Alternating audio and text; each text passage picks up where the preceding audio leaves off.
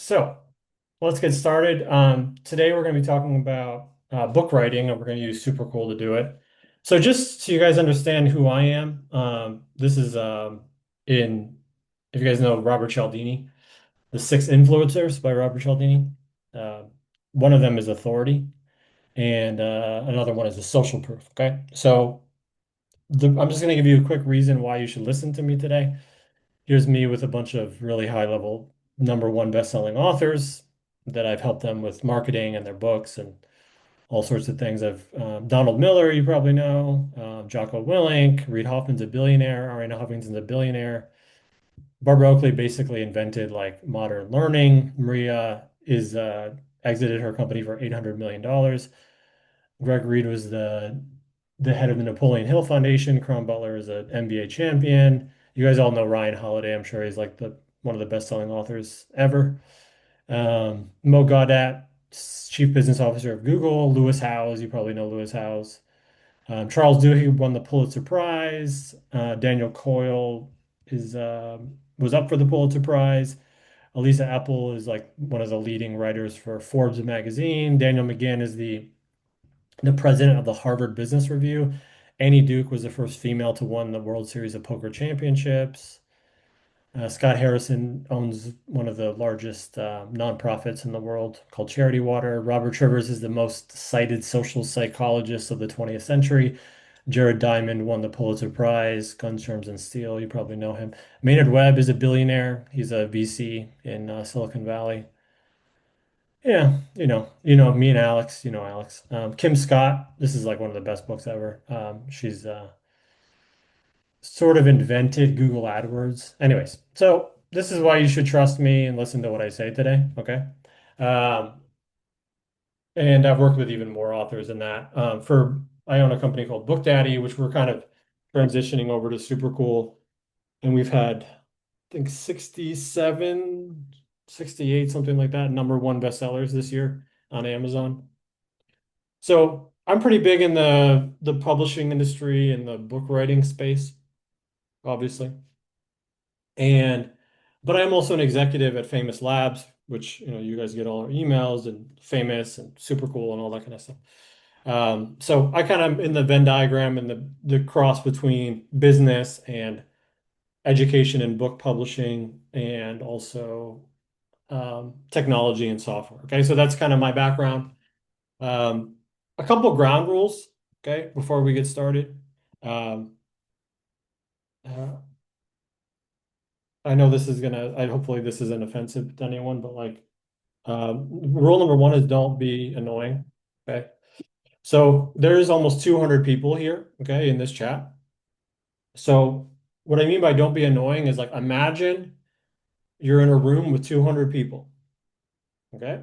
Just imagine that. You've all been to business conferences in Las Vegas or whatever.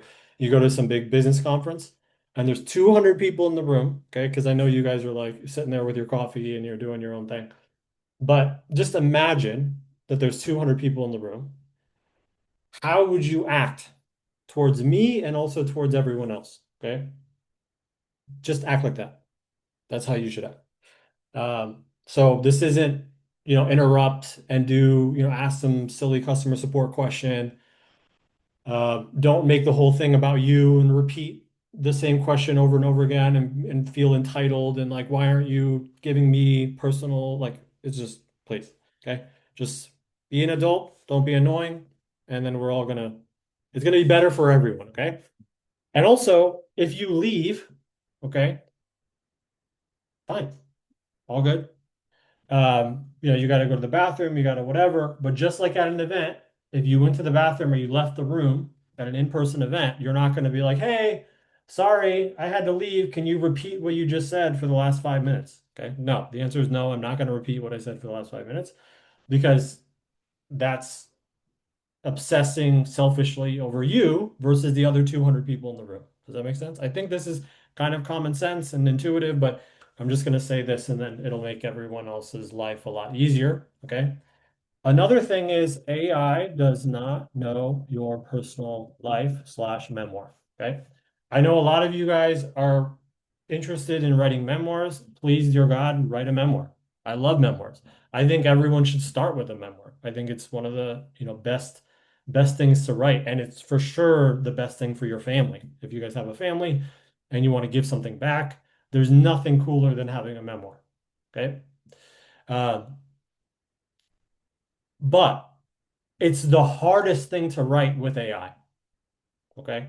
Why? Well, because AI is going to try to fill in the gaps as much as possible, and it's going to fill in the gaps with things that are made up because it doesn't know your personal life. This is fairly intuitive. This should be common sense. But if you're like, well, it didn't get exactly what happened, it's like, well, it doesn't know what happened.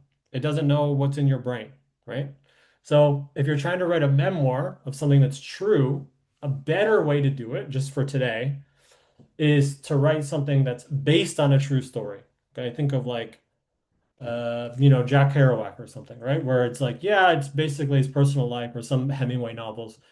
Or yeah, it's pretty much their life, but they don't call it a memoir, they call it a novel, and it's kind of like based on their experiences. Does that make sense?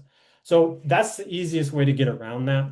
Uh, my first novel, The Evolution of Strangers, which is really kind of a love story of me and my wife and how I screwed it up and tried to get her back. And that name or my name in it, but it's like 90% like what happened. But I embellished it a little bit and made it more interesting. Does that make sense? So that's fine. Just don't call it a memoir, just call it a novel. Okay. Three, planning is more important than writing. Okay. So what's going to happen is you're going to come up with your idea, thesis, characters, or your setting, story, plot, or if it's nonfiction, it's going to be your like sub stories, right? Your lessons, all these different things. Okay. These are like the big, and I'm going to go through kind of how to do this, but there's these like big kind of things here. Okay. And then the AI is going to will give you a first draft that's better than you or I could write in about 10 minutes. Okay. So this is just true. Then the next giant decision-making frameworks that you have to do is edit the voice, the plot, style, etc. And this is where you're going to have to make some decisions. Okay. So you have to make decisions here, and then you have to make decisions here. Okay. But all the grand middle, this middle part, where you're doing the first draft, the second draft, the third draft, the fourth draft, the fifth draft, all of that is faster than you could ever imagine. Okay. Um, Another thing to think about.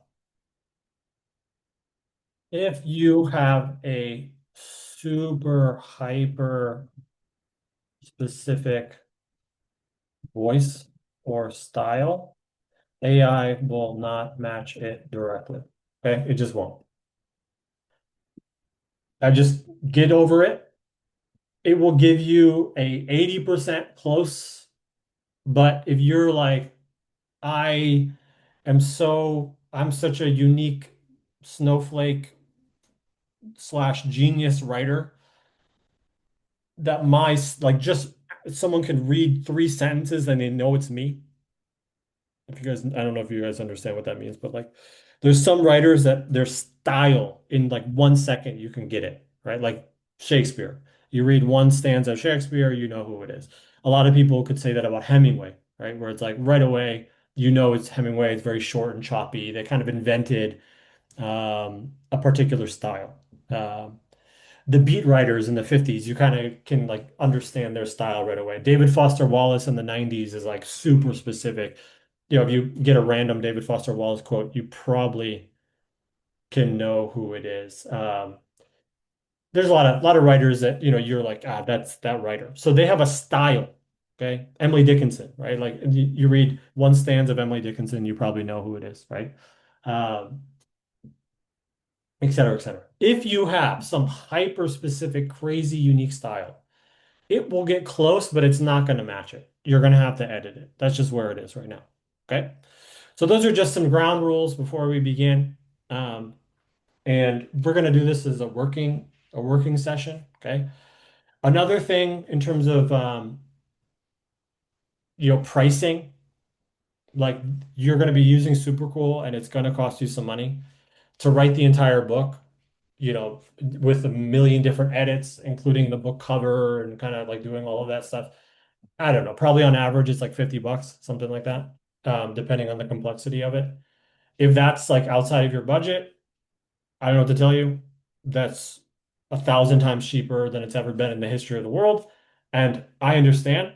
I've been there. I've counted quarters in my life, and in order to put $4 in the gas tank, I've not had a car and had to bike to work and bike back. I mean, I don't come from money. I come from my dad was homeless most of my life. Uh, I understand. Okay, I understand, but also I have no patience for, well, this wasn't perfect and I have to do another draft and it's going to be another $7. It's like, well, I don't know what to tell you. It's like there's going to be some cost in terms of time and there's going to be some cost in terms of money. But here's the good news is that it's easier and faster and cheaper by 1,000 times than it's ever been in the history of the world. So if 1,000 times cheaper and faster and easier is still not easy enough for you, that's more of a you problem than the world problem. Okay. So like no victims allowed.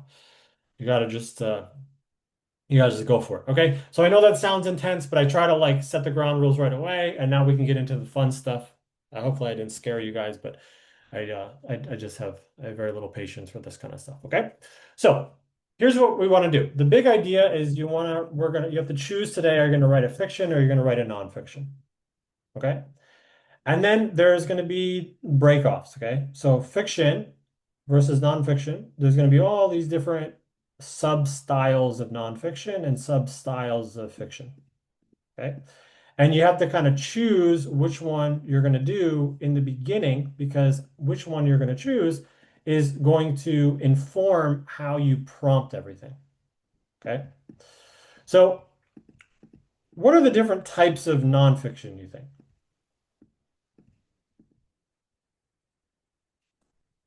Let's kind of go. Let's just brainstorm in the chat. Okay. What do you guys think?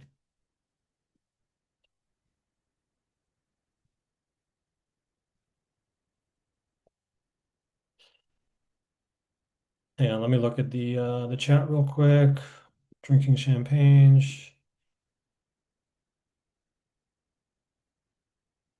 Jennifer having a hard time with the cover. Yeah, we'll get to that later. Biographies. Yeah, okay. So business, right? Self-help, right? Biography, let's just call it history, okay? Instructional, I'm gonna call it how to.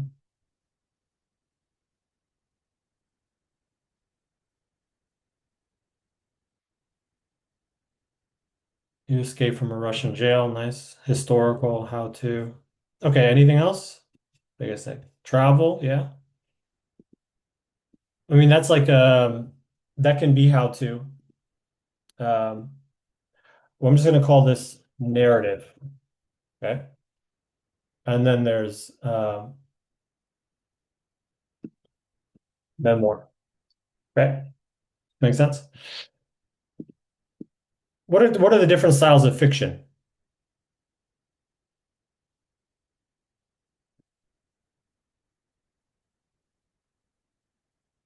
Fantasy,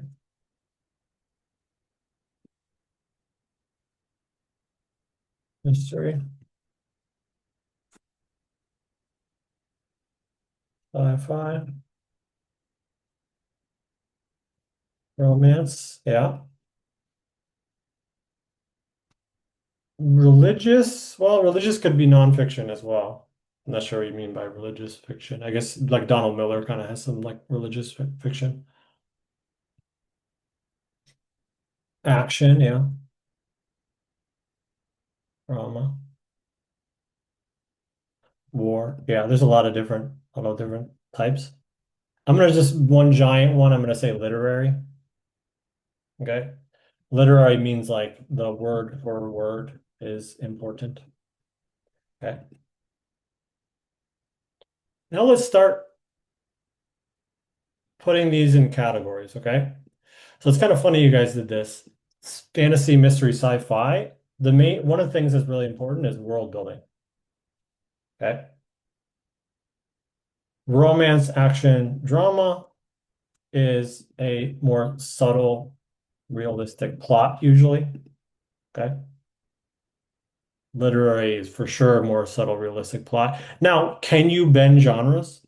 Can you do like a super literary sci-fi that has like elements of fantasy? Yeah, like Dune, for example, but at that point you're writing one of the greatest books in the history of the world, which is fine. You can do that. But just it's anytime you're adding multiple genres all at once, especially if you're adding literary to it, then you're competing with, the greatest books ever written. So for example, like Crime and Punishment by Dostoevsky, right? So Crime and Punishment is like a murder mystery, essentially, right? It's like he murdered the beginning of it, he murders this lady, but then it's very philosophical because he thinks it's justified. And then there's like, is he going to get caught? And it's like police, and that's essentially the story. But it's also, one of the greatest like word for word written novels of all time. Does that make sense? So, and then that's why you have, it's maybe one of the top 10 novels that's ever been written. So I'm not saying you can't combine these genres, but you have to generally understand like kind of what you're going for. Okay. So let's go through this in the beginning and everyone choose what you're going to write today. Just choose and everyone put it in the chat. What's the general category?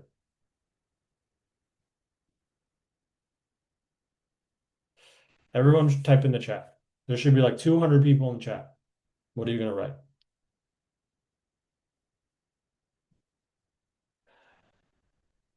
Okay, Sky, just remember, memoir is the hardest one to write for AI. So you have to give it a lot of input if you're going to do that. How to, sci-fi, self-help, nonfiction, true crime. True crime, you got to give it a lot of information. Memoir cookbook, okay, nonfiction, guided journal, children's book, cool.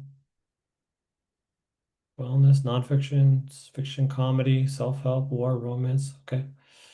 Narrative, horror, sci-fi. Ghostwriting, teach people how to do ghostwriting. Business. Keep them coming, guys. If you haven't typed in the chat, why haven't you typed in the chat? Make a decision, okay? There's no perfect answer. Just make a decision. You got to make a call, okay? Get in the arena.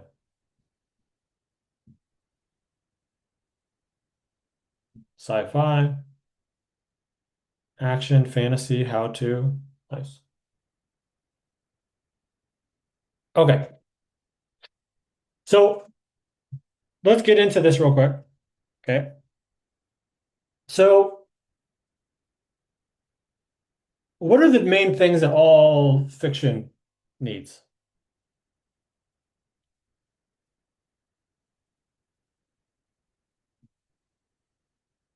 Plot,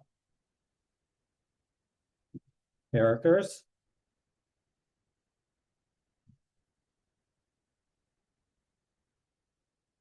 What else? Theme, lesson, thesis. I'll put that all together.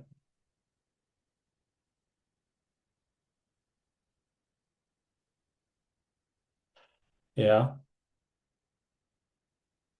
Conflict is like antagonist. And there's two different types of antagonists. Well, there's really three, but structure, yeah. Plot is structure.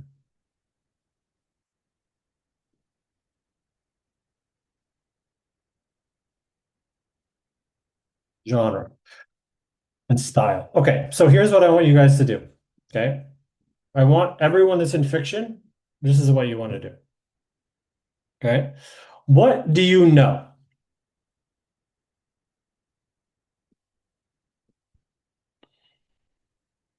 What do you know of these? I want everyone to write these down. I know the plot that I want. Okay. I want the characters. I already know the characters. I know some of the characters. I know the bad guy. I know the good guy. I know the hero. I know the love story. I know like you know the theme or the lesson. Okay. Do you know the main conflict? Do you know the genre? Do you know the style, the writing style that you want? What do you know?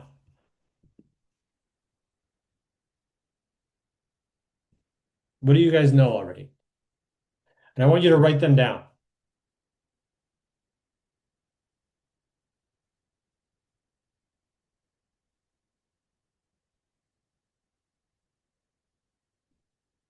And then what I want you to do is I want you to ask SuperCool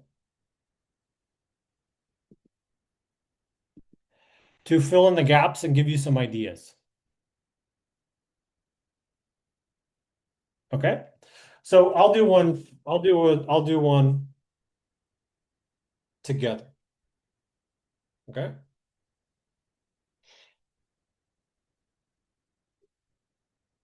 Alex, everything's sellable. That's common sense. There's best-selling books in every category. Okay, so the let's say I don't have a plot. Okay, so I'm just going to give you kind of an idea of like what, and we'll do nonfiction in a second, guys. We're just you bear with me. Again, use common sense. There's 200 people in the room. Some people want fiction, some people want nonfiction. We're going to talk about fiction right now. If you're obsessed with your nonfiction book, just hang on a second. There's still a lot to learn with fiction. Okay, so let's say I don't know the plot. Don't know the plot. Okay. Let's also add setting. But let's say I want it to take place in a uh, tennis club, like a country club. Okay? Let's just say I want to, and I'm gonna do this because I know a lot about tennis. So one kind of sneaky way to kind of approach fiction, guys, is if you know a lot about something, it's good to create the world around that, whether it's one of the characters or the setting, because then you have what's called a bullshit detector, where you know if it's going to be good or not, and you can kind of poke holes and you can uh, um, you can add things to it that the AI it's not that the AI doesn't know, but you can kind of give it more depth because you're already kind of an expert of that thing. Okay, so I don't know the plot. I want to take place in a tennis country club. Um, I want it to be let's say literary. Okay, in terms of the genre. The style, what's the style?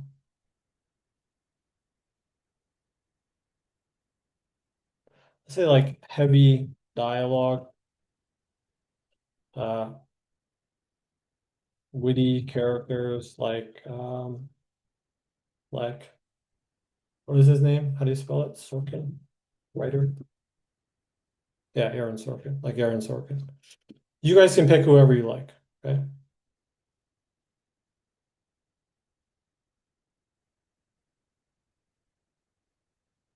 Aaron Sorkin. Okay. Um, what do I want?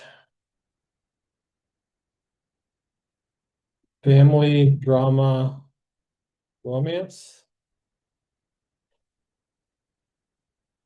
Maybe about an affair that's justified.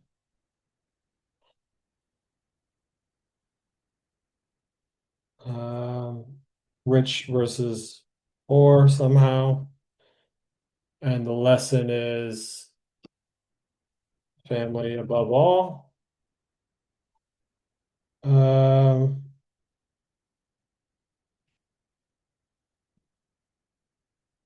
um, Sports for guys. steamy for women. Let's just say that. Okay. So I'm going to copy and paste this. This is what I know. Okay. Hey, I want to write a novel. I'm going to go to SuperCool. And this is what I know already. Give me 10 different plot and character group ideas for this novel. Give me what I need to know so I can make a fast decision. And then we'll plot out the rest from there.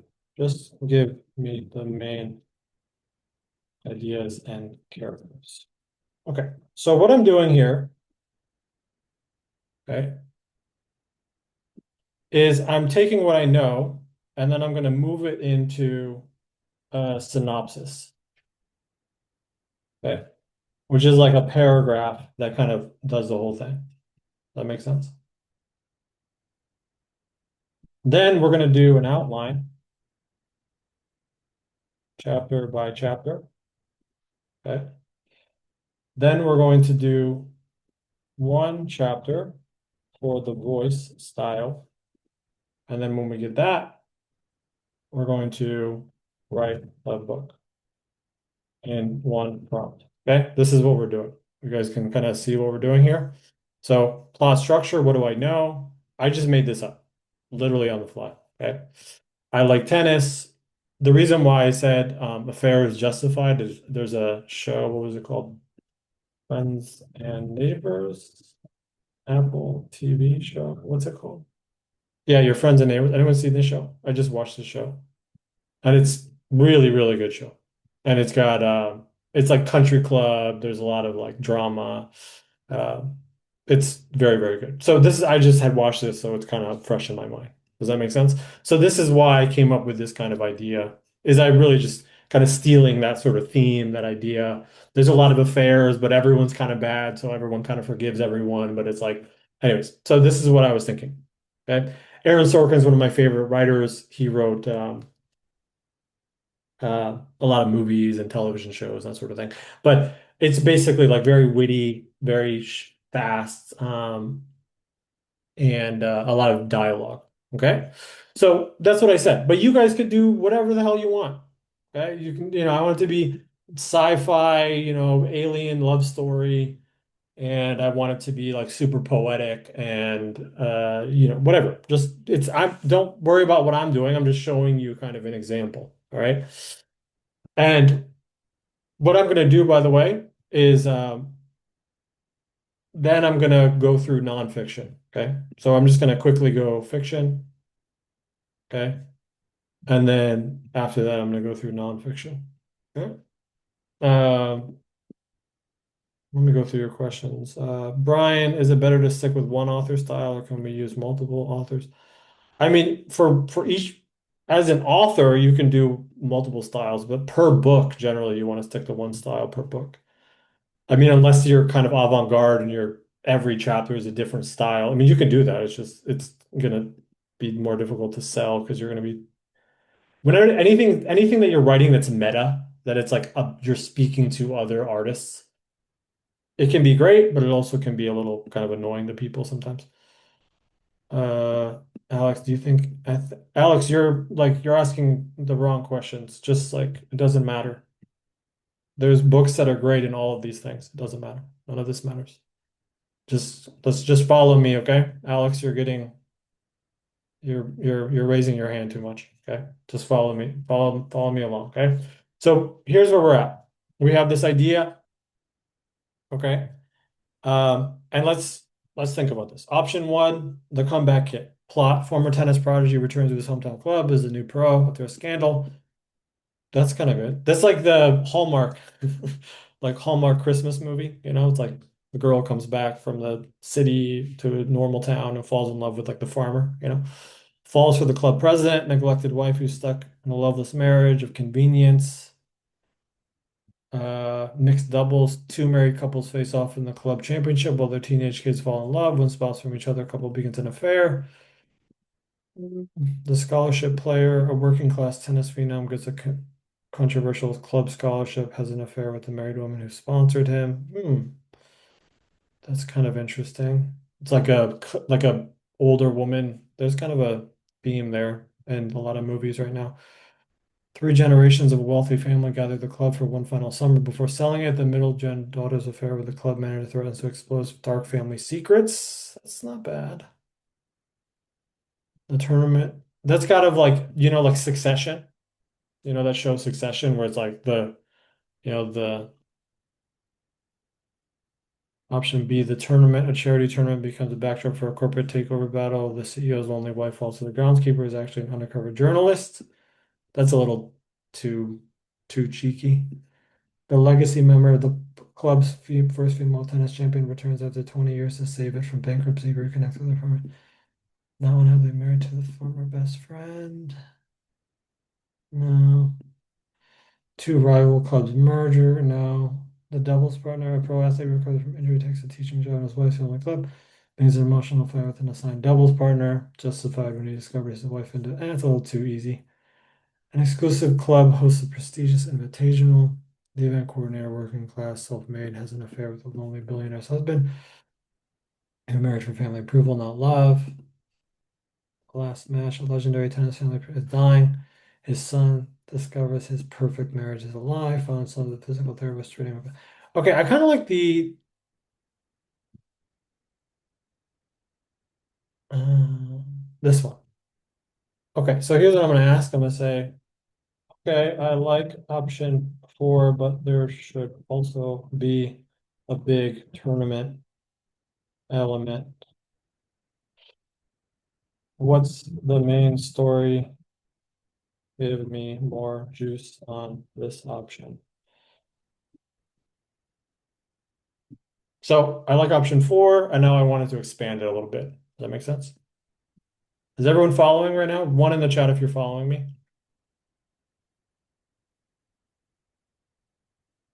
Okay. I'm giving you kind of a sense for how I approach these. By the way, guys, I can say, write me a romance thriller that has a murder mystery, and it'll just start. It'll just do the whole thing. Okay. So you can go as fast as you want, and you can just say, give me a 200-page murder mystery novel, and it'll just start writing it. That's easy. I'm just telling you how I do it, which is these 4 or 5 decisions, okay? These 4 or 5 decisions will um, make your book a lot better, I think, and also more what you want it to be. Does that make sense?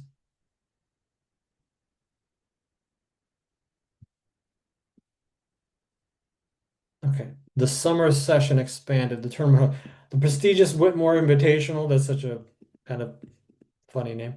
100-year-old mixed doubles tournament that's been crowned. Mixed doubles is good. Lakewood Country Club is happening for the final time this summer. Eleanor Whitmore, the matriarch, is hosting one last legendary tournament before the club is sold to developers. The tournament becomes a ticking clock. Yeah, the entire novel. 8 weeks of qualifiers, drama. Yeah. That's good. I like the ticking clock. The core ticking clock just means that, like, there's a countdown, and then also the reason why I like the tournament element is that the hero's journey of any. There's like uh, forgive me if this is kind of easy for you guys, but there's a hero has a goal after an inciting incident. Okay. There's a call to adventure. Then there's a new world, meet a mentor, and then they have their challenges, and then they learn something at every challenge. And then there's all is lost, dark night of the soul. And then there's the kind of crescendo at the end. Um, and then they, go back to the old world. with something they learned. And even basically every even like mysteries and stuff have kind of the same thing. And the challenges is like the great middle, this part. Okay. And whenever you have sports, um, it's just this part is really easy. It's just so easy because you have all these different characters, and like as the tournament goes on or as the battles go on, it's like the bad guys get harder and harder and harder, right? So you can already see from that it's like this this group, maybe they have a really good serve. I don't know. It's kind of formulaic, but it's very easy. So this is a reason why I like a ticking clock and like the tournament style. It's very easy to write. Um, okay. The core conflict. Victoria returns to manage the tournament with her perfect on paper husband. She's trapped in a marriage that's all optics. He's having an affair. She's drowning in duty and expectations. This is a little weird because why would she be with him if her family was rich? Tom Chen, the club manager who grew up as a scholarship ball boy 20 years ago, is now ruining it. He's self-made, sharp tongue, and the only person who sees through Victoria's perfect facade. The affair justification, Victoria discovers Preston has been having an affair for years, her entire marriage and performance for her mother and society. She's been the dutiful, perfect wife. The affair with Tom isn't just physical, it's her reclaiming her life. Tom represents this is turning into kind of a romance, so it's not a bad thing. The dark family secret, Eleanor is selling the club to pay off massive debts. Oh, that's interesting. Her late husband embezzled money from the club members, and Eleanor has been covering it up for decades. Oh, that's interesting. If Victoria's affair with Tom goes public, this scandal could expose everything during the sale, destroying the family's name. Okay, that's not bad. I kind of like that. Um,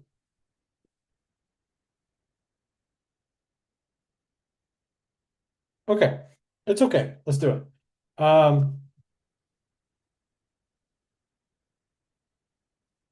So let's see. I was still thinking a little bit. That's funny. Key scenes, opening scene, the first crack, Victoria and Tom, the discovery, Tom finding the embezzlement records, a confrontation, Victoria finding evidence, Sloan catching Victoria and Tom. Okay, I think this is pretty good. Um,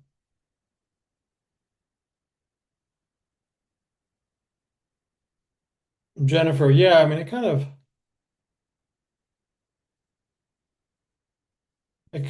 basically it's like the family doesn't really have as much money as you think, that's kind of like the main thing. Okay, I don't mind this. I don't mind this. Okay, let's take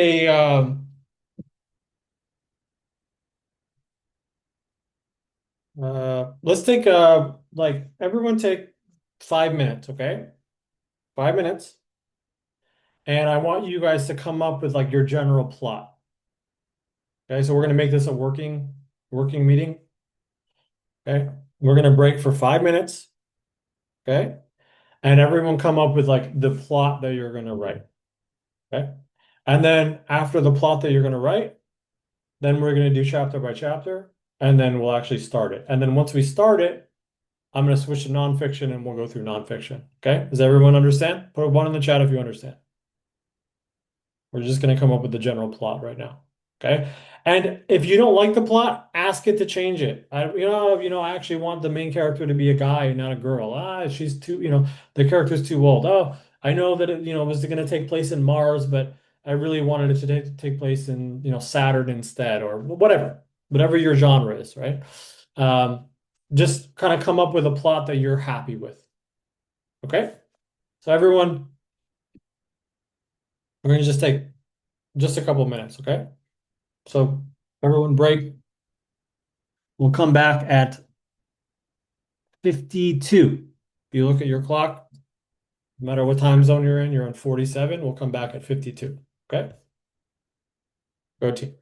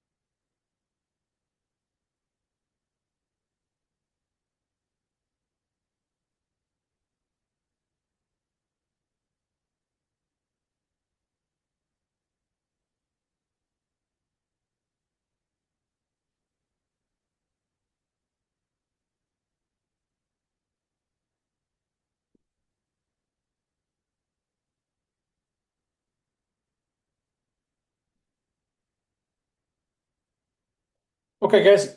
So one in the chat if you have a general plot structure that you're happy with, at least continuing with. Again, it's not going to be perfect. It's okay. It's like this is the you're just practicing making fast decisions at this point, you know?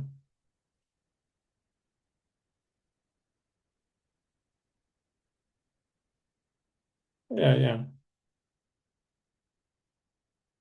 And guys, if you're like, hey, this is a little too fast, it's okay. You can just watch a recording afterwards. No big deal.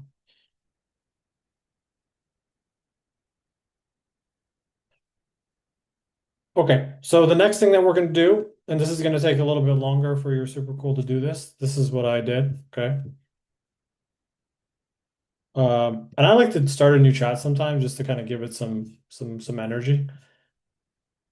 As I said, write this as I copied and pasted the plot, and I said, write this as a chapter outline. I want it to be very, and then however you want it to be written. Okay. I said character and dialogue heavy. So really dig into the interpersonal drama, just some stuff. That's all you want to say.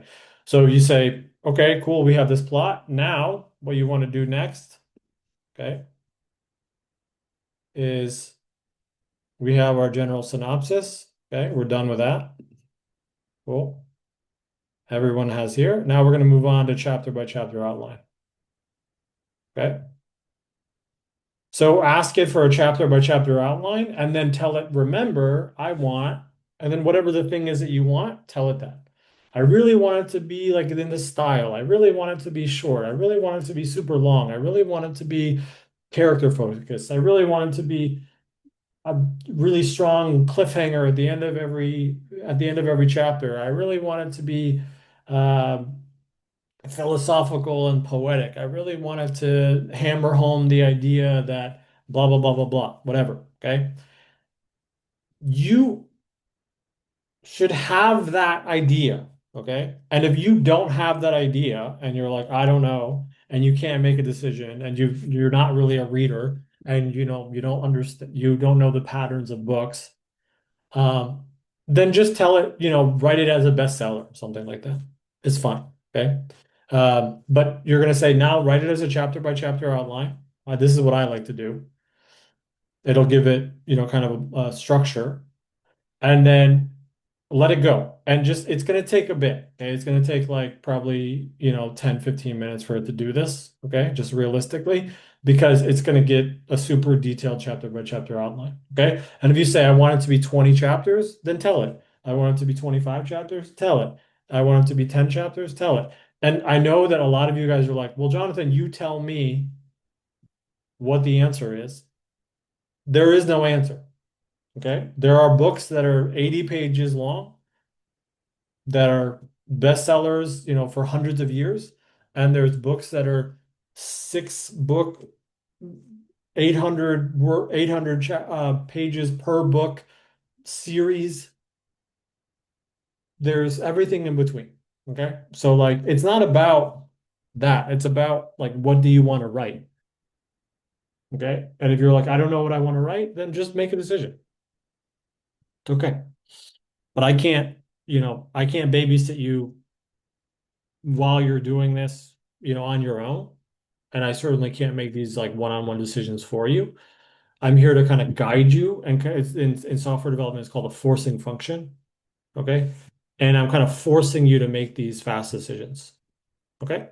So my guy is going like pretty extreme here. Okay. So it's like doing a lot of working here to come up with the different chapters.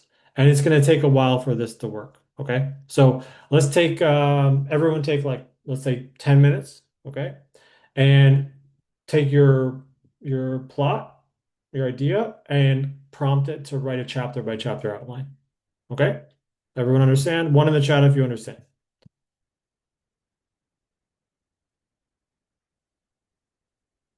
Okay. Cool. 10 minutes. Let's do 12 minutes. Okay. We'll meet at 10 after, whatever time zone you're in. Okay. Um, 10 after. And and hopefully you guys will have an outline, a chapter by chapter outline by then. Okay? Everyone good? And if you already have a chapter by chapter outline, then read it, and analyze it. And what do you like and what do you not like? And do a second draft of the chapter outline. And, this is where you can give it, this is with the human element. Okay. So whatever the AI comes up with, in some ways, it's going to be way better than anything that you came up with, but it's also not going to be exactly what you want. And so that's where you can kind of, push it to the next level. Okay. So if you already have an outline, don't just sit there, try to make a second version that's like more in line with what your vision is. Okay. So we'll do that. Let's put a timer. Um,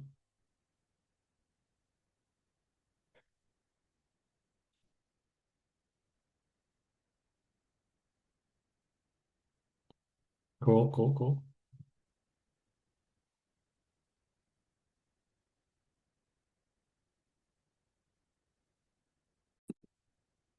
Yeah, sometimes it takes a little while for it to think.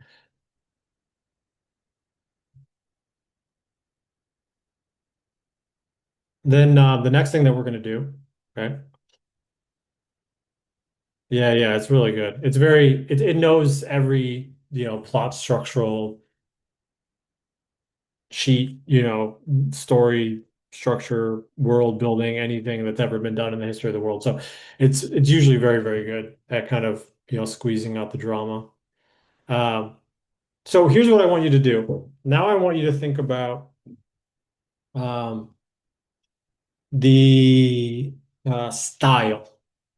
Okay.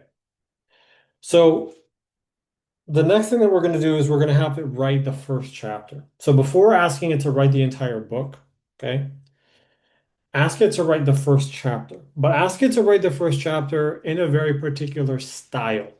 Okay. By style, you could say style, you could say voice. So for example, um, yeah, yeah, we're going to get to nonfiction in a second. Nonfiction is way easier because the word for word for nonfiction is just less important. Um, there's very few nonfiction writers that are like known for their style because you're trying to teach something generally, or you're trying to get across some information with nonfiction, and so you're kind of um, you're put into a little bit of a box with nonfiction. Whereas with fiction, you can you um, you can kind of do anything, right? So even like with fiction, something happens. Well, do you just let it happen? Or do you give some kind of philosophical aside and talk about what the character was thinking or what they were thinking or what does it mean for society? Or, there's so many things that you can do with fiction and you can kind of do anything you want. Whereas with nonfiction, you can't get inside the character's head because you don't really know unless you did an interview with them and you know what they're thinking. But even if you know what they're thinking, you can't elaborate on what you think they think. You have to quote them, right? So even narrative nonfiction like history or Michael Lewis is still constrained by truth. It's constrained by truth. And so it's so much easier in a sense, right? Because you can't go off on, random ta tangents, okay? Um, so I'm going to give you kind of I went ahead, I'm going to be like one step ahead of you, okay? So I had my outline. Okay, so it gave me kind of the chapter by chapter outline. Da da da da da. Cool, that's detailed, and it seemed fine to me. So I said, okay, write the first chapter. Remember, heavy dialogue, witty, funny, philosophical. Every character has a distinct voice, and then third person omnipotent narrator. What that means is basically, is it first person, second person, third person? I don't know if you know understand what that means, but in fiction, it's like first person is it's written from one perspective. Second person is it written from like I. First person is like I. Second person is you, which is very rare. Um, and third person, second person is really only done as parts of speeches and that sort of thing. And third person is he, she, it, or they, right? Meaning there's like a narrator. And then does the narrator know everything or is the narrator limited? So you could have a third person narrator that's limited, that they only know about this one character, or is it third person omnipotent where they know everything. Okay. The best example of this is third person limited is often used in mysteries. Okay. Because if it's omnipotent, then you're going to know everything. So the narrator, yeah, knows everything, but you're not going to write it as if the narrator knows everything right away, because that's the whole point of a mystery is like to uncover things slowly, right? Um, if this is too advanced for you, it doesn't matter. Just say, this is the style that I wanted to be written in this style. I want it to be written like this. Like, and so for me, I wanted it to be very dialogue heavy, funny, witty, that sort of thing. Okay. And I said, just write chapter one. That's it. Okay. So let's read this. The Lakewood Country Club had never looked more like a carefully curated lie. That's a little on the nose for me in the beginning. Every light was exactly where it should be, softening wrinkles, highlighting crystals, making the whole grand ballroom look less like a room and more like an idea of what old money was supposed to look like, which Victoria Whitmore Ashford thought as she accepted another glass of champagne. She wouldn't drink, was rather the point, wasn't it? Her mother had built a career out of making things look. No, okay. So immediately, I think this is what's called two on the nose. Okay. This is two on the nose. You're immediately telling instead of showing. You should let the action and the dialogue say what you're trying to say philosophically without saying the idea on the nose. Rewrite chapter one with this in mind. Okay, so here's why this is a perfect example of why I don't want it to write. You don't ask it to write the whole book. Okay. Always ask it to write the first chapter first, because then you can nail down the style. Okay. And the reason, like, do you guys understand what on the nose means? On the nose means that you're like, um, she walked in the room and she felt happy. That's like horrible writing. Okay. Um,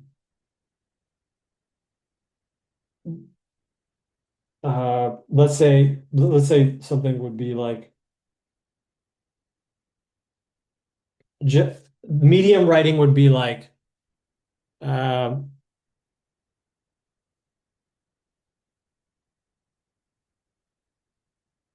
Jessica, normally Jessica doesn't say hello to her barista in the morning. She just orders and gets to work. But today, she not only said hello, but asked the barista how her day was going. Okay, so that's kind of medium writing. You guys can see, feel. I'm kind of just doing this off the top of my head, but there's implications and there's questions that are opened in that kind of writing, right? Where it's like, well, okay, she normally does this. But instead she's doing this, and so that means that she must be like feeling a little bit better, sort of. Or is she feeling better? Or maybe she's trying to find some information. So there's, instead of saying the actual thing on the nose, you you show what's happening, and then you let the reader kind of unpack the questions. Does that make sense? And so immediately I could feel that it was being a little too on the nose in that first sentence. So I'm telling it to rewrite it so that it understands the style a little bit better. Does that make sense? Is everyone following? One in the chat if you're following what I'm saying. It's so funny, like people are kind of falling off because I can tell some people are like, "Oh, I don't understand what you're talking about." But um, it's okay.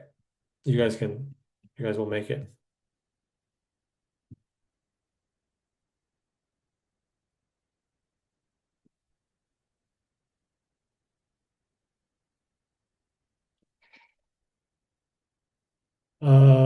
Dominic, it's embellishing. Again, remember the first rule that I said, guys. If you're trying to write a memoir, it doesn't know.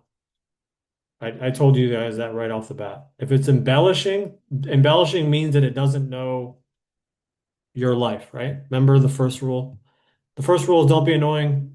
The second rule is AI doesn't know your personal life or your memoir. Okay. That was the second rule. So if any of you guys, again, listen to me. If any of you guys are writing something that's like about your life, it doesn't know your life. So it's gonna embellish. It's gonna try to fill in the blanks. Okay. So just that's common sense. Um, Memoir is the hardest thing for AI to write. Your biography or a biography of your grandpa, it's going to be the hardest thing for it to write because everything has to be true and it doesn't know everything. It doesn't know most. And so even if you give it a lot of information, it's gonna try to fill in the gaps for narrative tension and narrative flow. And then you're going to be like, oh, it's like making things up. And it's like, well, yeah, it has to. Okay. So just that's important. Okay. So I'm going to go into the task and rewrote the first chapter. I'm going to say, give this to me give me the first chapter as a doc. Okay.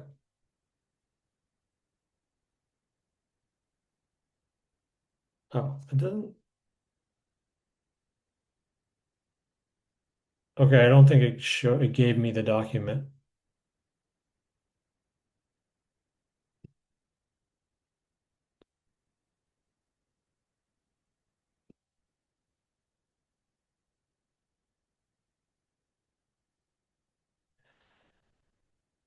Okay. I think it didn't give me, did you give me the second draft of the first chapter? It looks exactly the same like you didn't rewrite. Give me a new version that's more show, don't tell. So sometimes it didn't give me what it said it gave me, so I'm just asking it again. No big deal.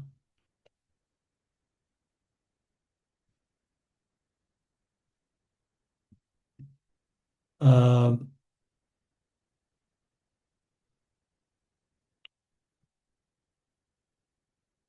oh yeah, Dominic, I wasn't saying you were being annoying. I was saying that it can't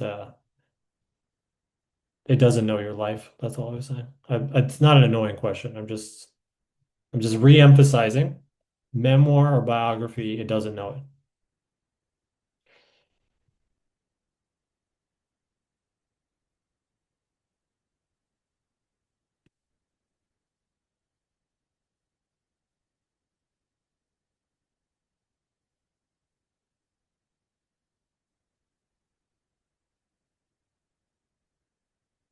Okay.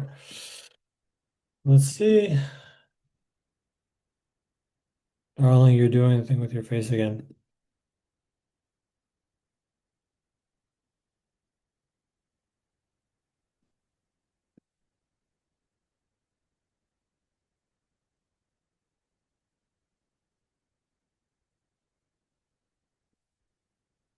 Sorry, I'm gonna read this.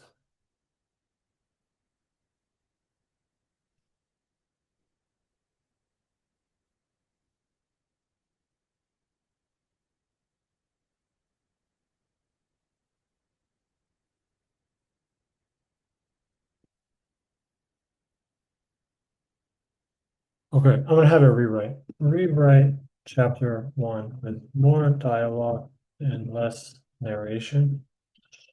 Don't give away what the characters are thinking and feeling yet in chapter one. Let the plot unfold naturally. Okay, so this is important.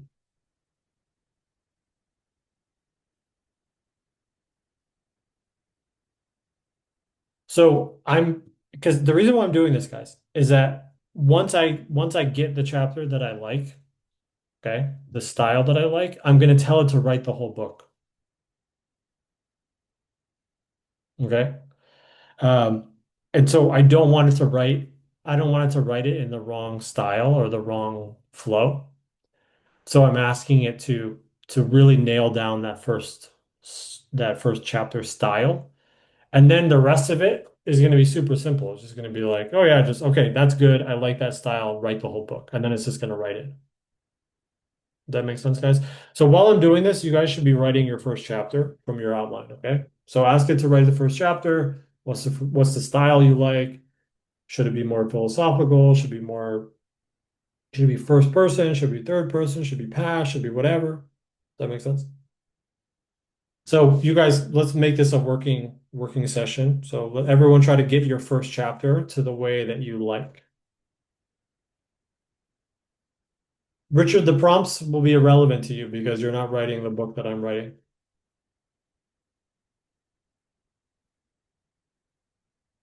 You just have to articulate what you want. Just write it. However you would say it, just type that. That's like the big idea, guys. It's like however, if imagine you hired me as your ghostwriter and you're like, oh, I want it to be like this. Whatever that is, just type it. Yeah, that makes sense. Okay, so let's see.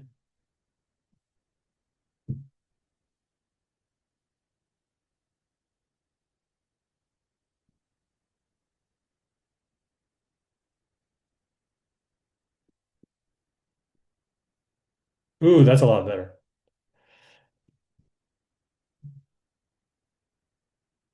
Uh, Richard, what do you mean by crunching? The crystal chandeliers in the Lakewood Country Club ballroom had witnessed a century of announcements, but Eleanor Woodmore had a particular talent for turning pronouncements into performances.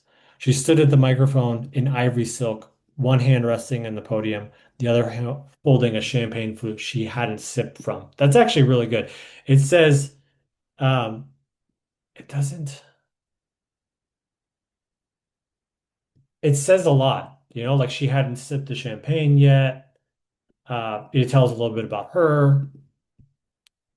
100 years, she said. The room quieted. My grandmother stood in this very room in 1925 and announced the first Whitmore Invitational, 24 couples, clay courts that flooded every spring, prize money of $50. Polite laughter with, this summer will be our final tournament. I'm sure you've all heard of the rumors by now. Yes, the club is being sold, and before it passes into, she smiled, new hands, we're going to have one last legendary summer. Yeah, I like it. Okay, that's good. Richard, if it's kind of sometimes you might want to copy and paste whatever you had and start a new task and see if it'll like maybe it's in some kind of infinite loop hallucination. Okay, this new style is good. Please write the entire book in it should be about 200 pages long. Give it to me in a doc file when it's complete. Okay. So I like the style enough that I'm gonna just go for it. Okay. So now it's gonna write every single chapter. Here's what I'm gonna do in the meantime. Okay. Um, what was it called again? Let me look. View files, outline. Oh, we never came up with a title. That's funny. Maybe The Last Dance. That's good. Okay. Let's come up with 10 book covers for a book called The Last Dance by Jonathon Kendall. It's a novel about a family, rich family, uh, that owns a tennis club. It's a family drama with a lot of betrayal. No betrayal, no murder, but a lot of money, drama, romance.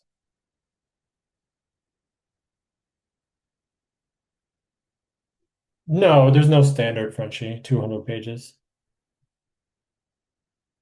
You can say 600 pages. You could say 90 pages, just whatever you want.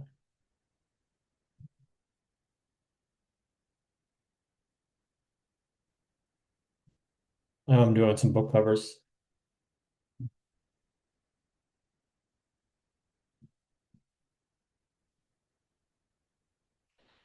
because this novel is probably going to take like 15 minutes to write, realistically. That's not bad. It's kind of on the nose, but it's clever.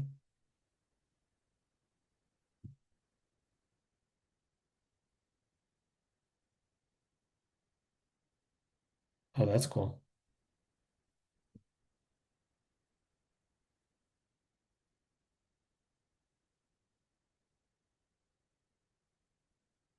If you guys are doing some book covers, you should add them to the chat. I'd be curious to see some of your book covers. And you can always modify these, but just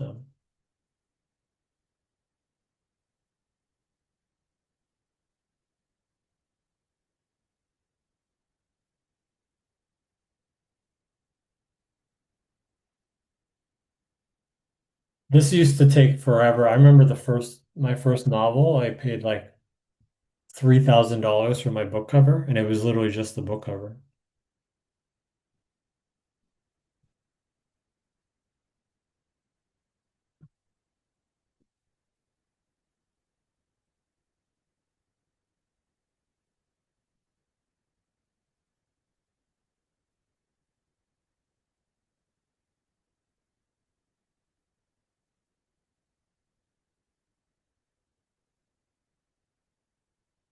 Everyone should be writing their book by now.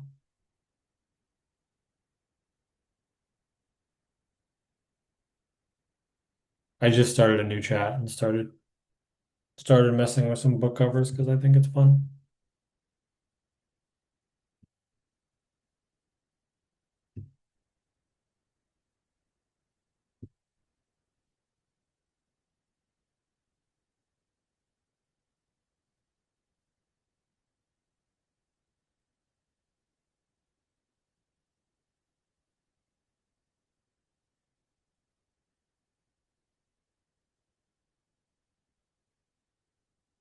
That's cool.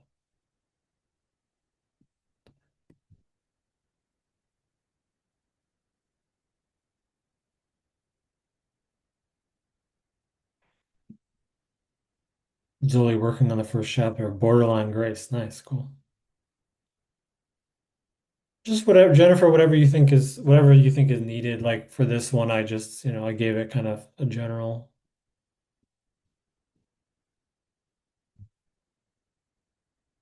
I think this one is probably the best.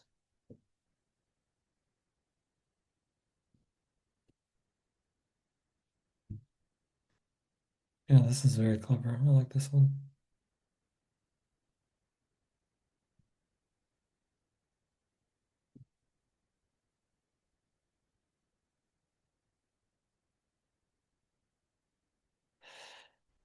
Um, Richard, if I create a new task, will I remember context? Yeah, we just added memory actually 2 days ago. Okay, what's this one called?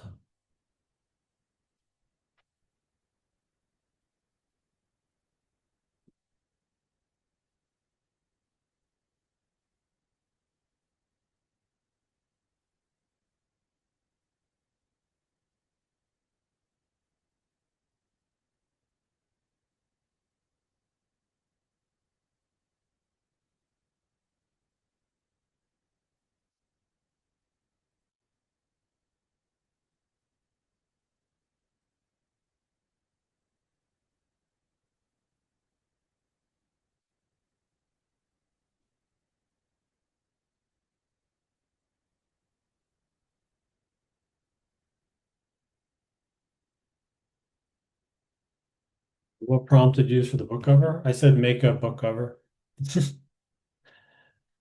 Come up with 10 book covers for a book called, and then I just said the name and I said what it's about. I just said come up with 10 book covers. That's it. It's very smart. You don't, I mean, if you have something in mind, then tell it what you have in mind, obviously.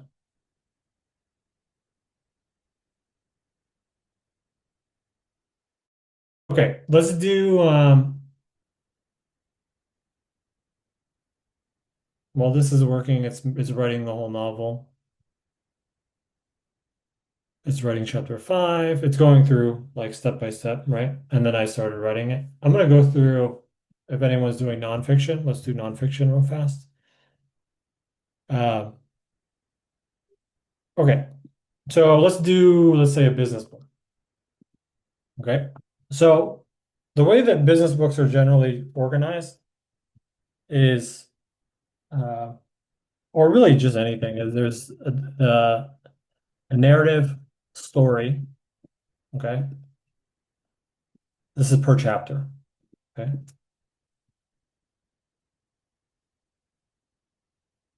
So the book has some kind of big lesson. Okay. And usually you want it to have something unique, like not something that people and a particular name of that unique lesson. Okay. And then you want to divide it into parts or like sub lessons that are like meta how-tos. And then each part or sub lesson has a chapter. And inside of every chapter, you start with a story, okay, that gives a lesson. Then you want to tell the lesson on the nose. Then you give other examples, okay? Then you give nuts and bolts advice, and then you transition to the next lesson chapter. Okay. This is kind of like the general, you can do a million different versions of this, but this is sort of generally what you're trying to do here. Okay. So the first thing that you want to decide is who is this book for? Okay. And what do I want to teach? Okay. So let's start with this. I'm going to say, I want to write a book, uh, nonfiction business book for let's say brick and mortar business owners. I want to teach them about how to about why they need to use software and AI. But I don't want it to be super technical because technical will change. It should be evergreen. Also give me a unique method that can be the title of the book. Give me some general ideas for this book. And then after we can continue, just help me brainstorm quickly for now. Okay, so we're just kind of coming up with a big idea.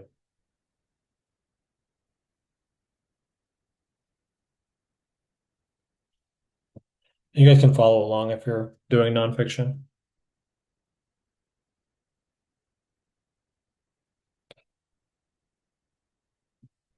I just made this up, but you guys can kind of got to notice the pattern, kind of do it for whatever else you're doing.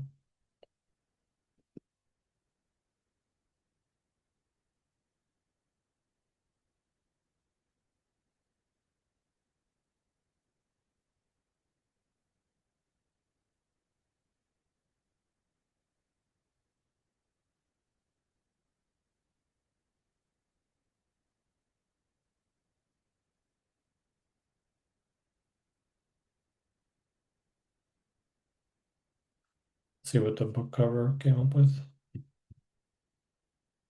Oh.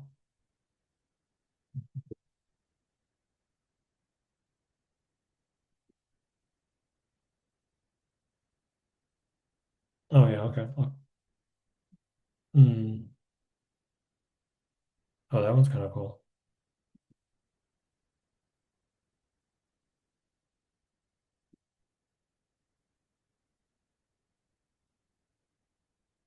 I might like the first one best though. Or maybe this one.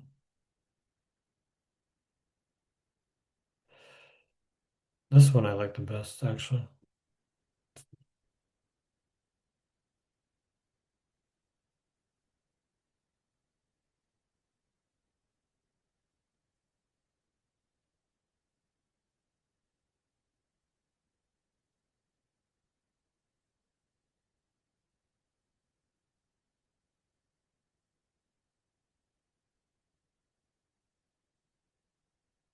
It's writing chapter 8. This is going to take a while, by the way, like if it is writing an entire novel. Okay, let's go back to the nonfiction business book. Unique method and title. If this to me in a doc so I can read it more easily.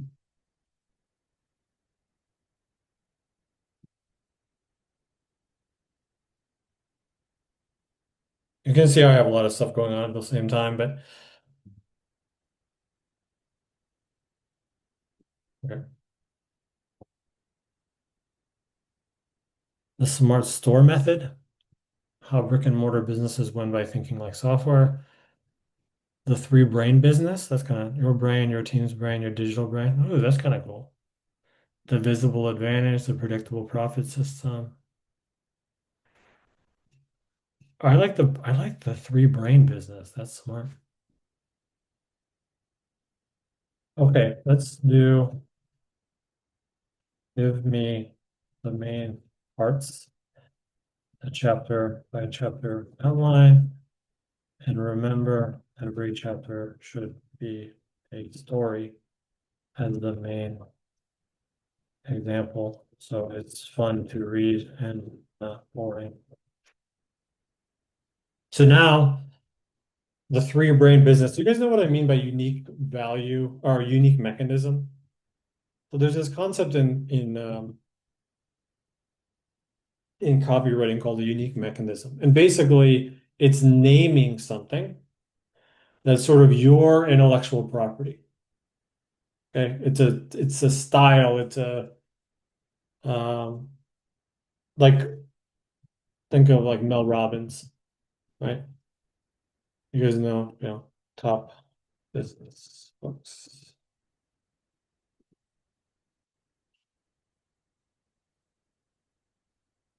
Um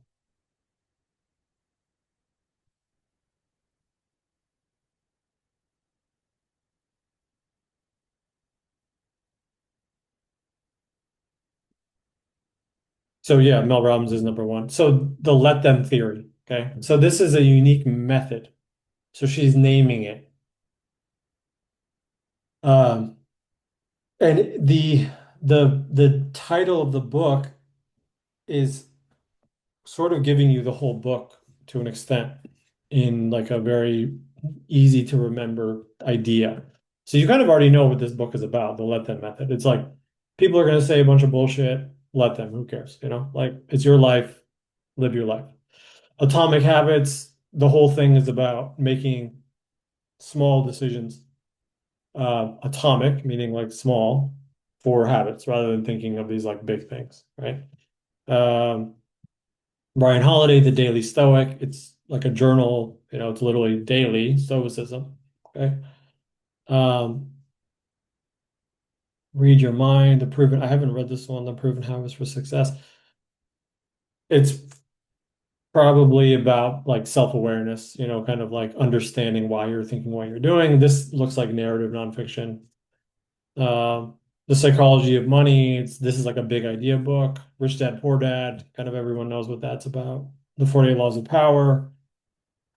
This is like all storytelling. It's just 48 stories essentially about these different ideas. Um, these are all like the simple path to wealth is invest in index funds. Basically, that's the whole book. Never split the difference is about negotiations. It kind of tells you what it's saying in the book, right? Like it tells you shouldn't really negotiate. Uh, and it kind of explains how to not negotiate. So you see the the titles themselves are sort of like intellectual property, or their method is built into the title of the book. Does that make sense? So that's why I was asking it to do that. I was asking it to come up with like a name for it. So the three brain business, if I said that, imagine this was a bestseller and you were a business owner and someone said like, oh, you do have like a three brain business. There's like kind of a that either I know what that is or I have a question, which is like, what is that? What's a three brain business? And then when you understand it, it says, okay, there's your brain, you're the leader. Then there's the team. That's like, there's probably a whole thing about hiring. But then there's also the digital brain. And the digital brain implies software and AI, assuming, right? And so now the book, which is actually about AI and software and systems and SOPs and probably KPIs and a bunch of stuff like that, which is kind of boring, now is encapsulated in this very interesting idea, which is like, oh, you need three brains. You need your brain, you need your team's brain, and you need your AI and software brain. So now I could see this actually as a bestseller. And it kind of it's almost like a meme, you know? So part one, the broken brain, why one brain isn't enough. Chapter one, the T 2 a.m. panic attack.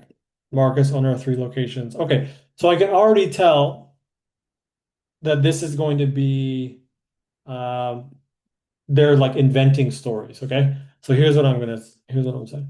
Okay, rewrite the chapter by chapter outline, but make it real stories from history or that you find from deep research, not made up stories. Or if you have to make up the stories, they should be hypotheticals, not written as if they're real. So redo the chapter outline with new stories you get from deep research. Okay. So what I'm doing here is, yes, I like the theme. I like the chapter by chapter outline, but I could tell right away just from skimming it that the stories it was giving were not like real true examples. It was kind of like creating these hypothetical examples, which is okay, but AI has a tendency to write them as if they're real, if that makes sense. So uh, I'm just suggesting that it changes this. Okay. In the meantime, let's make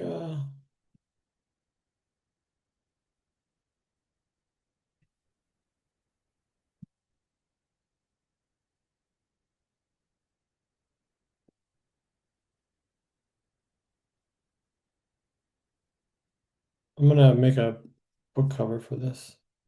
Let's make 10 book cover this book. The book cover should just have the three.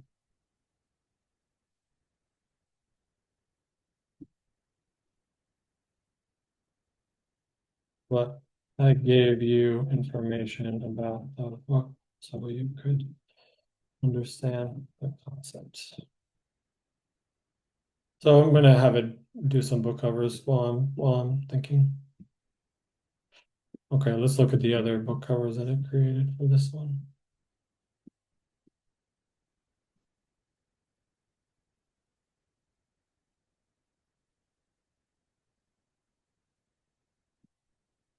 Yeah, I think that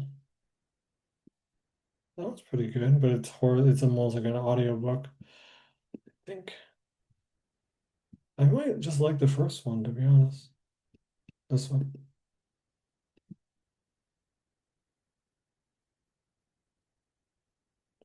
So I'm gonna do edit. I don't know if you guys saw this, but you can edit it. Actually, let me do the AI. Let me do the AI edit of this one.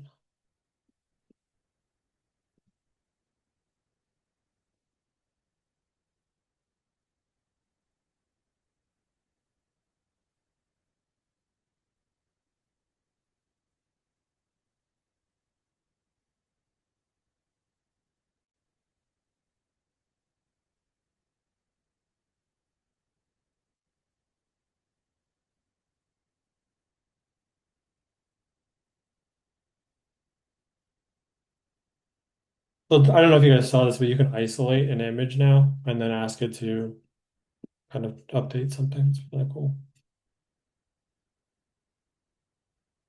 Oh yeah, Richard, I turn all of them into audiobooks.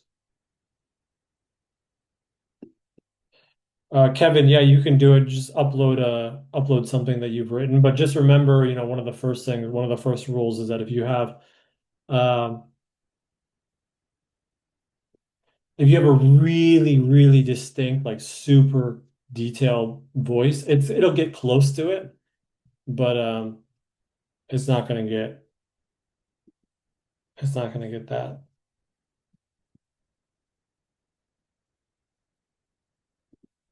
Um, it's not gonna be perfect.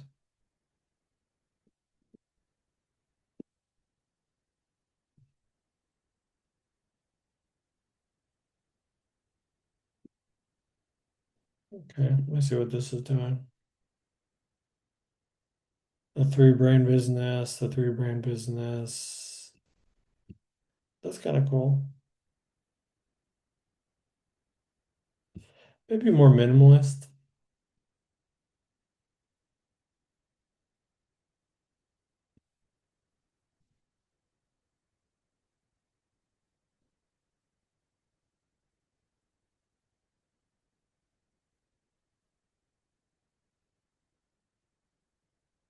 That was pretty cool. Going through deep research here. We're kind of doing a lot all at once, but it's okay.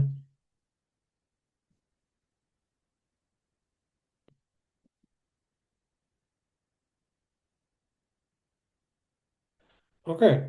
Says the book is done. Let's see. Chapter one, chapter complete. Okay. Um, give me the completed novel in a doc format.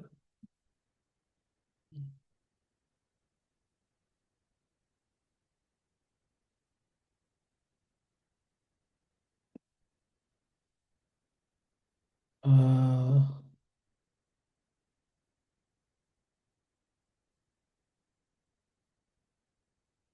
1 second, guys. Stacy, I have an idea. I want to load context of my course and align the nonfiction books. Yeah, yeah. Yeah, you can just click here and then just upload whatever context you want, guys.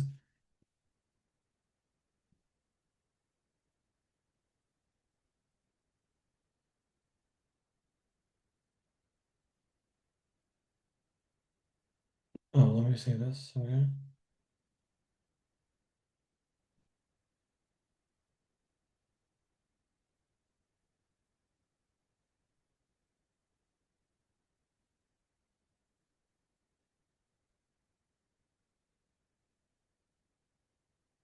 Oh, there it is.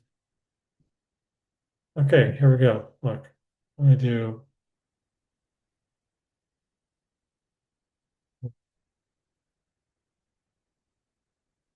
open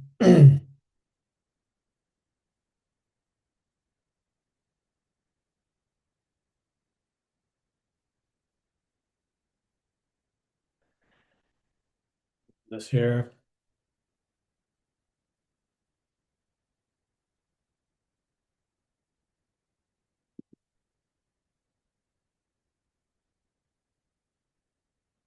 It's weird formatting, but that's okay. Let me do a different way.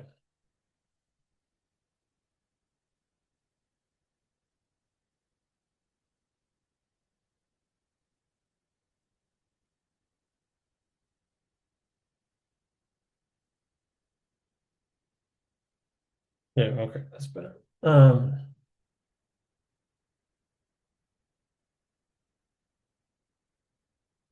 I'm gonna go to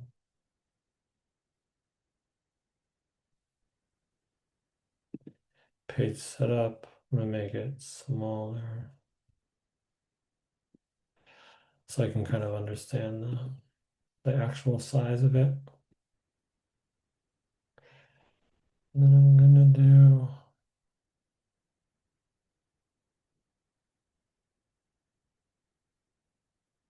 book cover, download,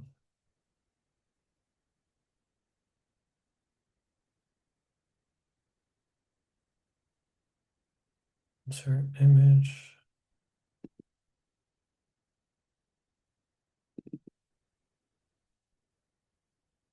Okay.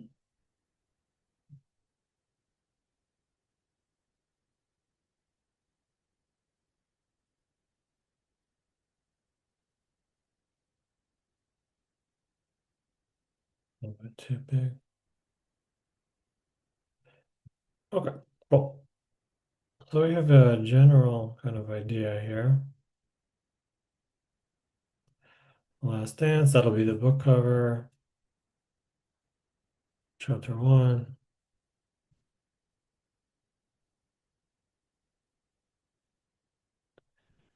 And as you can see, the it's like 245 pages, print version. So that's kind of crazy, to be honest. And once it's actually formatted, it'll probably be more than that. So that's cool. Um, let's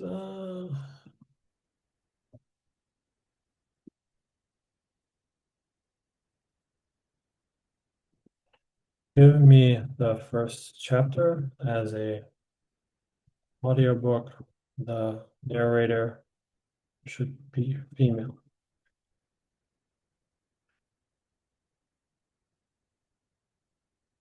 Free business brain. This one's kind of cool. That one's kind of cool too.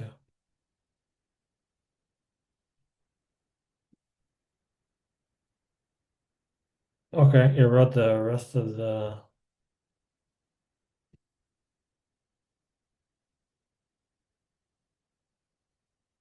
revised outline. Your brain is a bottleneck. Blockbuster. Yeah, okay, cool. All right. Let's write this entire business book. Make it like Michael Lewis style. Follow the outline. It should be about 200 pages.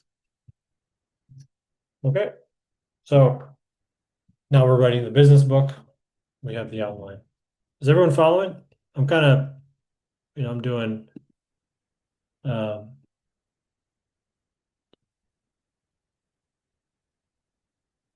business book and a novel all at once.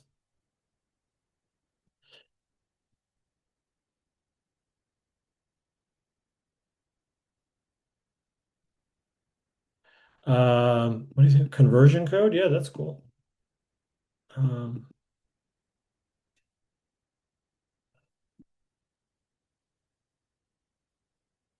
will you cover illustration? Yeah, you can do like all kinds of crazy illustrations. You just have to ask it what you want.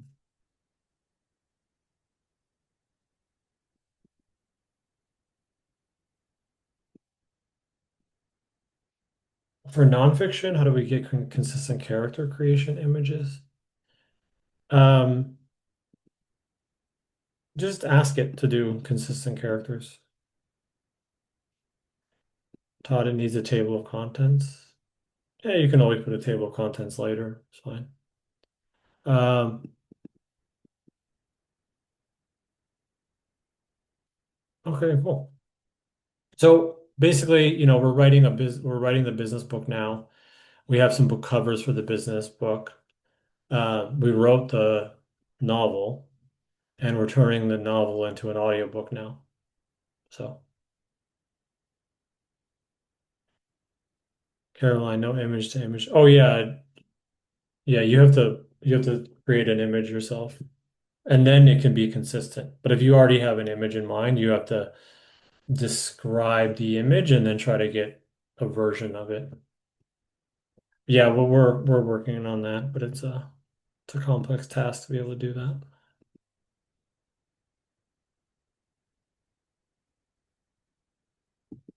Um, Best method for publication is you should self-publish for sure, like no doubt, no doubt. The big publishers are slowly dying. Amazon, yeah, you should have your book everywhere. You should have it on Amazon. You should have it on your own website. You should have it on the Nook. You should have it on Kindle. You should have it on Audible. You should have it on Spotify. You should have it on everywhere.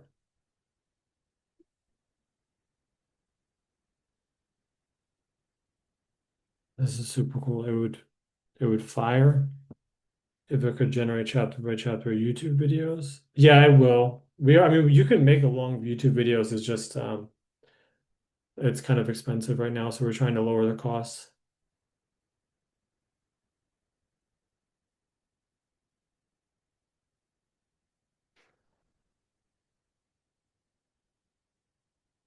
Yeah, Sean, I know. That would be great. Brian, there's a million. You just Google ISBN and there's, the top five that'll show up are fine. They're all fine. You just need one thing to know for publishing though is you need an ISBN for everything. Um, like every different type of your book, you need a different ISBN. So you need an ISBN for your audiobook, you need an ISBN for um, your Kindle, you need an ISBN for your PDF, you need an ISBN for your um, everything. So just whenever you're buying your ISBNs, you should probably get like 5 or 10 of them for each book.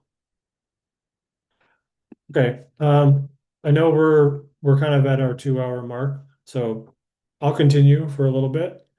But one thing, if you guys is anyone interested in like getting help with publishing? If you are, just schedule a call with Terry. And we've had, like I said, like 67 or 68 number one bestsellers this year. So if you're interested in like helping us finish the book and and then publishing it, just click here and schedule a call with our team, and then we'll talk about um, we can publish your book and kind of help you finish it. There's a cost to it, but if you guys have a little bit of a budget and you wanna get help, then schedule a call. That's gonna be my call to action today. And then I don't know if you guys know about we have an accelerator as well. Um, at the end of January. That's gonna be amazing. It's in person, so we're opening an office in San Francisco. And so if anyone's building a software or you want help your business or you want to come to an in-person event, we have an in-person accelerator that we're doing at the end of January. And so if you're interested in that, you should also schedule a call. Okay. So those are my two kind of pitches at the end.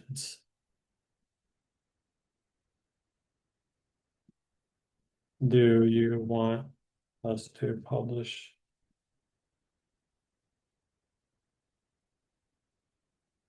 your book? Do you want to come to our in-person event? If yes, schedule a call now. Okay.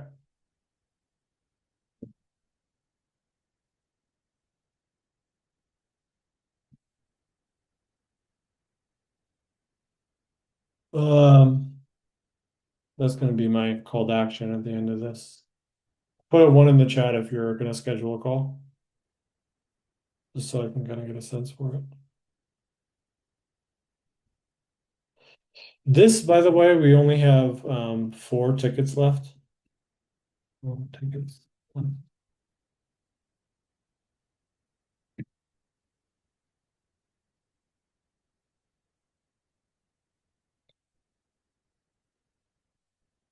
Oh, Jennifer, we have all sorts of different options. So, I mean, guys, it's obviously not free. So if you're you have a job, you have saving, you're actually serious about books, you're serious about publishing, you're serious about your business, then schedule a call. If have no savings, then don't schedule a call, obviously. Um, you guys know. You guys know if you're willing to spend some money for your business and your book or not. And if you are, and you want to work with the best, then schedule a call. If you don't schedule a call. Um,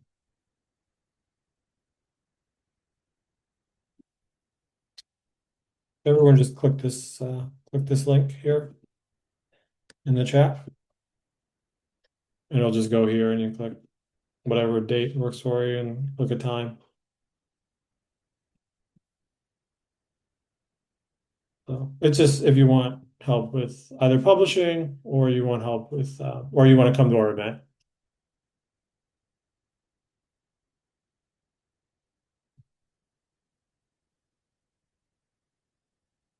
Nice. Prep to sold. Yeah, yeah, it's amazing. Let's see how the book is coming along. Business book is still working. Book covers for the business book. Oh yeah, we had that. Let's see what the guy's still writing this.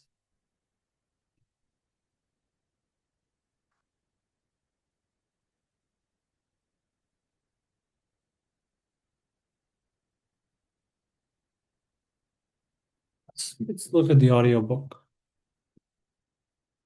Mhm. Try to find it. Oh yeah, okay. Here we go. Can you guys hear this? Chapter 1, The Performance Begins. Can you hear that? One in the chat if you can hear it. Yeah. The crystal chandeliers in the Lakewood Country Club ballroom had witnessed a century of announcements, but Eleanor Whitmore had a particular talent for turning pronouncements into performances. She stood at the microphone in ivory silk, one hand resting on the podium, the other holding a champagne flute she hadn't sipped from. 100 years, she said. The room quieted. My grandmother stood in this very room in 1925 and announced the first Whitmore Invitational. 24 couples, clay courts that flooded every spring, prize money of $50. Polite laughter rippled through the crowd. This summer will be our final tournament. Eleanor paused, letting the weight settle. I'm sure you've all heard the rumors by now. Yes, the club is being sold. And before it passes into, she smiled, new hands, we're going to have one last legendary summer. Victoria stood near the bar, watching her mother work the room like a conductor. Preston appeared at her elbow with 2 glasses of champagne. You're not drinking, Sithaid, he said. Neither are you. I asked first. Victoria took the glass. Mother's on a roll. I'm waiting for the part where she announces I'm running the whole thing. Pretty cool. I don't like this voice that much. Make it British and female. Redo chapter 1 audiobook. Very cool, by the way. I mean, this is shocking to be able to write something and then have it be uh right away. But it felt a little monotone, so I'm just asking it to do a different voice, British. Because also British is kind of like, no offense to British people. And I know that if you're from like Liverpool or, some more of like a farmer area, obviously not all British accents are posh, but kind of a posh British accent is probably makes sense for this. So you guys can kind of test your audiobooks as well. So it's still writing the business book.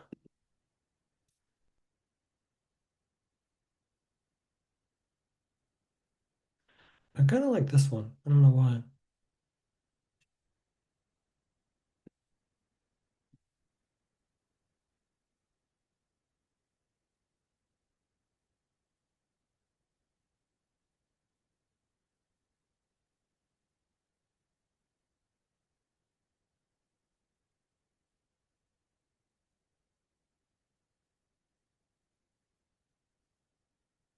That's very cool. Almost looks like a piece of art. That's working here. So this is, still writing the book. But okay, you guys get the idea. We came up with a novel. We came up with a business book idea. It's writing the business book. We have some book covers. We've made an audiobook. Uh,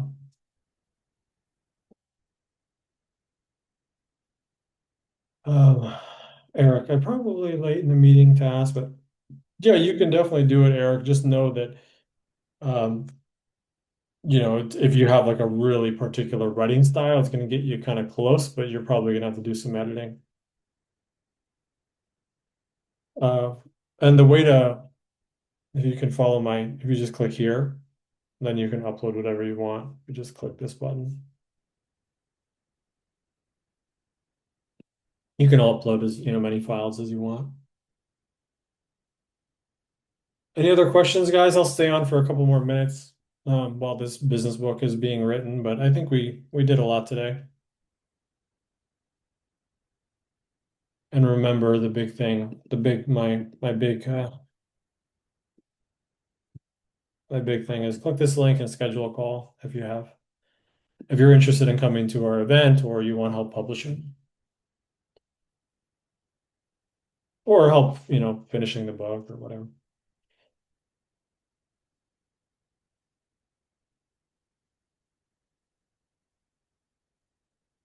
Caroline, Midjourney is probably the best right now, but it's not going to be exactly what you imagine it to be. Like, I'm sorry. It's more of a problem with the technology. Like if it was as amazing as we wanted it to be, we would have already had it. It's more of like a limitation with AI right now. Um, Fred, I still have no 2A to book a call. I can't follow you on that part. I still have no way. Just click the link and book a call. Jennifer, um, same question as Colin. I didn't realize I would have another invoice on Famous after the credits I bought too. Yeah, I mean, if you have to pay for whatever you use. Um, Dominic, I just want to say the important thing that happened is I'm doing it. You helped me lose my virginity. Nice. Yeah, you got to just get out of your own way, like everything that you want in your life is just you just got to do it, You got to have like a child's mind. Um,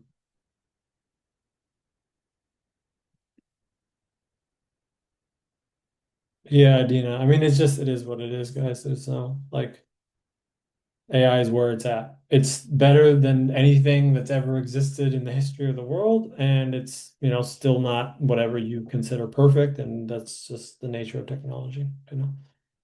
Um, mind map.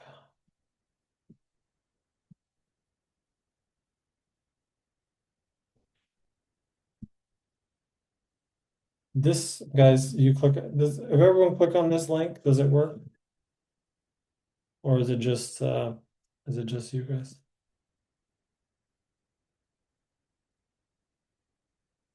I don't mind paying for credits, but do you have a tip to not do unnecessary things? The main tip is just like don't ask it to do like really large, complex things until you're confident. So, like for example, today we said, okay, let's come up with the idea first, right? And that idea might cost you like half of a penny or something, and then come up with book titles. That's going to cost you, a couple pennies, and then you come up with like plot ideas, and that's going to cost you a couple pennies, and then it's okay, let's write the chapter, and the chapter might cost you, 5 cents or something. And that's then you get it the way you want it, and then you're like, okay, now let's make a good the final version of it. And so it's all about planning, whereas if you say like, hey, write me this book, and then you don't give it a lot of context, and then it writes this 400-page book and it costs you $10, and you're like, well, shit, I just ran out of credits. Well, it's because you kind of asked it to do this like really large assignment before chopping it up into little pieces. So for example, like we're hiring, I'll give you an example. And this is kind of a meta lesson for business in general. Like there's a like we're hiring a video team in San Francisco, okay? And we asked for people's resumes and examples of their work, and we had like 100 applications. And then from there, I'm doing like 5 or 10 interviews, and then from there, 5 to 10 interviews, we're choosing like 3 or 4 finalists. And then what I'm doing with the finalists is we're gonna pay their day rate. So we're just gonna hire them. So like the top 5 people that we think are good, we just hire all of them. And we're gonna hire them for a day to do some videography, to do some work, and then to do some video editing. And that's going to be more expensive than just hiring someone right off the bat, but in the long run, it's cheaper. Does that make sense? Um, so, it's like that is what it is. Um, okay, cool. I must go now. Thank you for the mind map. Nice, cool. Joanna, good. The link works. I paid as I went, but then I was confused on why the secondary bill. Jennifer is probably so you have like a subscription that renews, and then you might have extra credit, something like that. But if you got, I don't know your account. Just ask support at supercool.com or support at famous today. Um,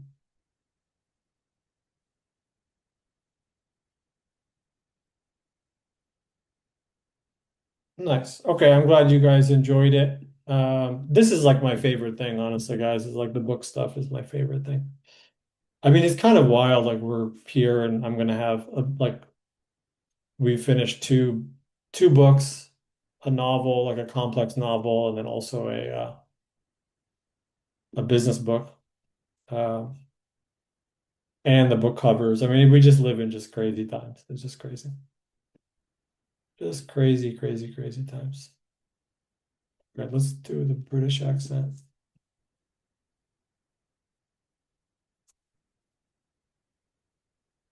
Rachel,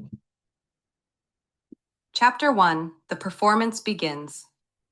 The crystal. no, it's to Bella. Chapter 1: The Performance Begins. Victoria Whitmore stood at the edge of the practice courts, clipboard in hand, watching her husband work the crowd. Hmm, interesting. I tried to paste my book cover. PC is not obliging. Yeah. Yeah, it's a kind of, technology is frustrating, but it's also great. It's just it is what it is. It's no different for me or for anyone else. You just gotta, do with it the best you can. And I would just, be grateful, be excited. Like I said, it's always, everything is cheaper, faster, uh, than it's ever been. And also, the publishing industry is more in favor of artists and authors than has ever been, ever. People, the publishers don't really matter. You know, you can just go straight. You can build an email list. You can have your own thing. You could not use Amazon if you don't want to. You just make a website. Gets fans on your website. Build an email list. Sell a PDF. Like you can do whatever you want. There's no. It's literally easier than it's ever been. It's just a matter of actually doing it. Um,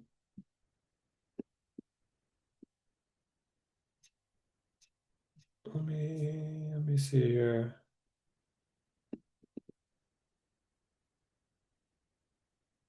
I needed to change systems. Was there a link to document for today? I'm not sure I understand your question, but I mean we'll have a replay of this up later. I hand entered your link in Google. Can't. Right, just click on the link.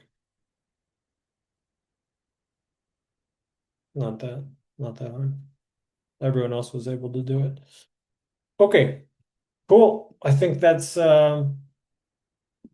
it for me today, guys. Hopefully you guys are um